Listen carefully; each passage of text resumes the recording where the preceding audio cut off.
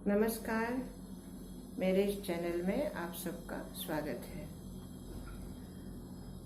व्रतों की महिमा के अंतर्गत कथा के माध्यम से व्रत की महिमा कहने का मैं प्रयास करती हूँ कि निस्वार्थ भाव से किया हुआ प्रभु का व्रत या ईश्वर की साधना किस तरह हमें फलीभूत होती है। पुराने जमाने में ईश्वर की प्रत्यक्ष अनुभूति हुआ करती थी या ईश्वर के प्रत्यक्ष दर्शन हुआ करते थे, लेकिन कलियुग में प्रत्यक्ष दर्शन शायद ही किसी को होते होंगे, लेकिन अनुभूति अवश्य होती है। उसी के संदर्भ में आज की कथा है। प्राचीन समय में एक ऋषि जंगल में कुटिया बनाकर तपस्या करते थे और एक शिष्य उनके साथ था। शिष्य उनके साथ उनकी सेवा करता था, निस्वार्थ भाव से उनकी सेवा करता था। उनके लिए हवन की सामग्री लेके आना, समिधा लेके आना, फल फूल लेके आना और कुटिया की झाड़ पोंछ करना, किसी भी तरह से उसके मन में कोई भी स्वार्थ नहीं था। और ऋषि जो थे वो इस बात को बहुत गौर से देखते थे। उसी जंगल में एक शिव मंदिर था, बहुत ही पुराना लेकिन स्वयंभू। और उस मंदिर में ये भक्त, ये शिष्य हमेशा गुरुजी की आज्ञा लेकर या ऋषि की आज्ञा लेकर जाता था। सारे गुरुजी अर्थात उनके ऋषि, उनकी सारी सेवा होने के बाद वो उनकी आज्ञा लेकर मंदिर जाता, वहाँ शिव की आराधना करता और आते समय फल फूल समिधा ये सब लेते हुए वापस आता। ऐसे ही उनकी दिनचर्या चल रही थी। लेकिन कुछ दिनों से ऋषि ने देखा कि मेरा ये शिष्य जब भी वापस आता है तब कुछ डरा हुआ सा रहता है। उन्होंने उससे पूछा, पुत्र क्या बात है, तुम इतने डरे हुए क्यों हो? तो उसने कुछ जवाब नहीं दिया। असल में जब वो मंदिर से लौटता था तो वहां आते आते उसे किसी से पीछे से आवाज आती, मैं आऊं।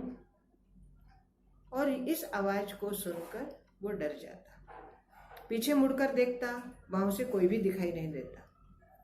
फिर 2-4 कदम चलने लगता, फिर पीछे से आवाज आती, किसी युवती की आवाज होती है, मैं आऊं। लेकिन फिर वो पीछे मुड़ के देखता है, उसे कोई दिखाई नहीं देता। बस इसी का डर उसके मन में था। 2-4 दिन बाद फिर से गुरुजी ने उसे पूछा कि क्या बात है, तुम किस चिंता में हो, तुम्हें किस बात का डर है? तब उसने हिम्मत करके बताया कि गुरुदेव, जब मैं मंदिर से आता हूँ तो लौटते समय मुझे किसी स्त्री की आवाज आती है और वो पूछती है कि मैं आऊं, और जब मैं पीछे मुड़कर देखता हूँ तो मुझे कोई भी दिखाई नहीं देता, इसीलिए मैं डर रहा हूँ। गुरुजी मन ही मन मुस्कुराए। उन्होंने भगवान शिव का बहुत ही आभार माना, क्योंकि गुरुदेव कई दिनों से अपने मन में विचार कर रहे थे कि यह शिष्य मेरा इतनी अच्छी सेवा करता है बगैर किसी स्वार्थ के, लेकिन अब इसका घर बस जाना चाहिए, इसको इसकी जीवन संगिनी मिलनी चाहिए। और एक दिन उन्होंने भगवान शिव से प्रार्थना की कि हे प्रभु, मेरे इस शिष्य को इसके लायक अच्छी जीवन संगिनी दिलवा दीजिए। और जब शिष्य ने ये सब बात कही तो इसीलिए गुरुदेव मन ही मन मुस्कुराए कि प्रभु ने उसकी पुकार सुन ली। तब उन्होंने शिष्य से कहा, देखो, कल भी अगर तुम्हें इसी तरह की कोई आवाज आए तो तुम डरना मत और उसको कहना, ठीक है आ जाओ, लेकिन पीछे मुड़ के नहीं देखना। दूसरे दिन उसी तरह अपनी रोजमर्रा के नियत कर्म की तरह वो मंदिर गया, भगवान शिव की आराधना की। आते हुए फल फूल लिए, समीधा इकट्ठी की और वापस आने लगा। फिर वही आवाज आई, मैं आऊं। उसने बगैर पीछे मुड़े और कह दिया, आ जाओ। और वो बगैर पीछे मुड़े देखे चुपचाप आश्रम तक आ गया। आने के बाद गुरुजी ने देखा उसके पीछे एक युवती आ रही है। गुरुजी ने उन दोनों का विवाह कर दिया और उनके लिए एक अलग से कुटिया बना दी। गुरुजी बहुत ही प्रसन्न थे। उनके मन की इच्छा पूरी हो गई थी कि अब मैं इस दुनिया से आराम से जा सकता हूँ। इसी तरह उस शिष्य की जीवन शुरू हो गया, लेकिन फिर भी उसने अपने गुरु की सेवा में और शिव की सेवा में, शिव की साधना में कोई कमी नहीं रखी। उसी तरह वो गुरु की भी सेवा करता रहा और मंदिर में जाकर भगवान शिव की भी आराधना करता रहा। एक बार उसने अपनी पत्नी से कहा कि आज सोमवार है और मैं शिव की पूजा के लिए जा रहा हूँ, हो सकता है मुझे देर हो जाए, तो तुम मेरे लिए इंतज़ार मत करना और तुम भोजन बनाकर खा लेना। पत्नी ने अपने पति की आज्ञा समझकर हाँ बोल दिया। शाम को बहुत देर हो गई। जब पति नहीं आए तब इसने खाने को शुरुआत कर ही रही थी, उतने में पति आ गए और इसने अपनी वो थाली जो खाने के लिए ली थी वो उसने एक तरफ ढक कर रख दी। भगवान की लीला या भगवान का प्रसाद या भगवान की अनुभूति, आप कुछ भी कह सकते हैं, लेकिन इसी तरह लगातार 4 सोमवार हुआ और चौथे सोमवार को उस शिष्य ने अपनी पत्नी से पूछा कि मैं तुम्हारे चेहरे पर कुछ चिंताओं की लकीरें देख रहा हूँ, बताओ क्या बात है। उसने कहा कि अभय हो तो मैं आपको एक बात बताना चाहती हूँ। बोले अभय है, बोलो क्या बात है। बोले 4 सोमवार हो गए, जब भी मैं खाना खाने बैठती हूँ तो आप आ जाते हैं और डर की वजह से मैं उस थाली को ढक कर रख देती हूँ। और आज उस थाली में उसने खोल के दिखाया कि देखिए इस थाली में। तो उसने पूछा ये सब कहाँ से आए? तो कहा कि ये सब मेरे अपने पीहर से मुझे मिले हैं, मेरे प्रभु ने मुझे दिए हैं, मेरे पीहर से अर्थात मेरे माता पिता ने दिए हैं। उसने कहा ठीक है, वो तो अच्छी बात है, चलो हम भी तुम्हारे माता पिता के दर्शन कराएं, आज मुझे उनके पास ले चलो।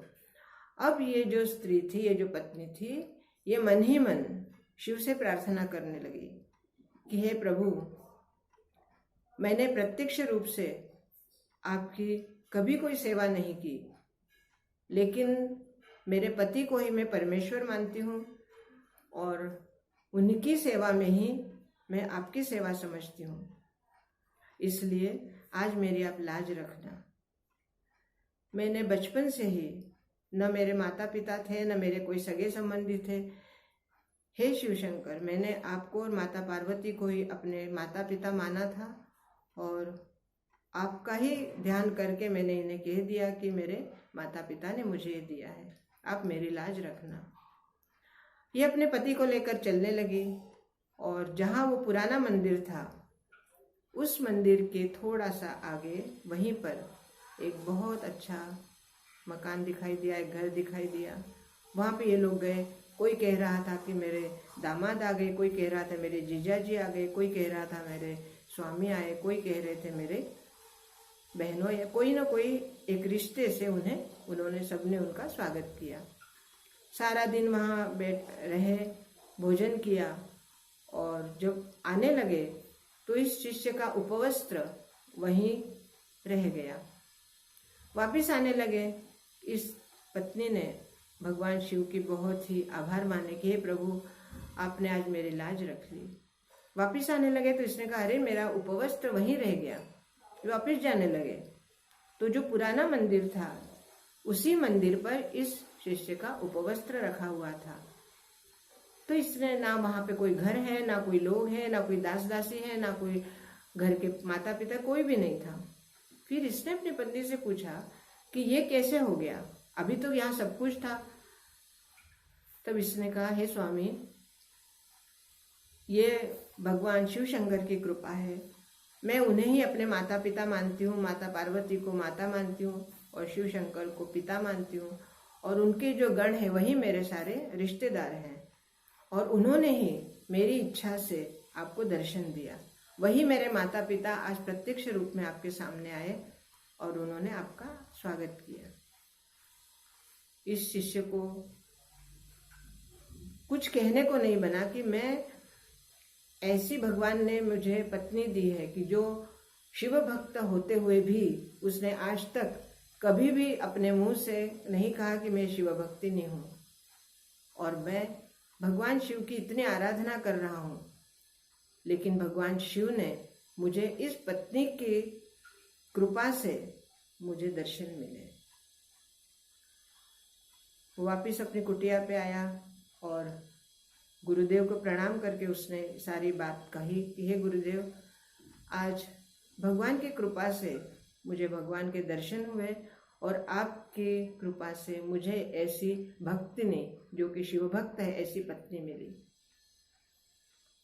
गुरुजी ने उन दोनों का आशीर्वाद दिया और आज की कथा यही समाप्त होती है। लेकिन प्रश्न ये आता है कि क्या आज के युग में इस तरह की अनुभूति संभव है? दोस्तों, नहीं। इस तरह की अनुभूति शायद संभव नहीं है, लेकिन आज भी किसी न किसी रूप में भगवान हमारे लिए हमारे सहायक बन के आते हैं।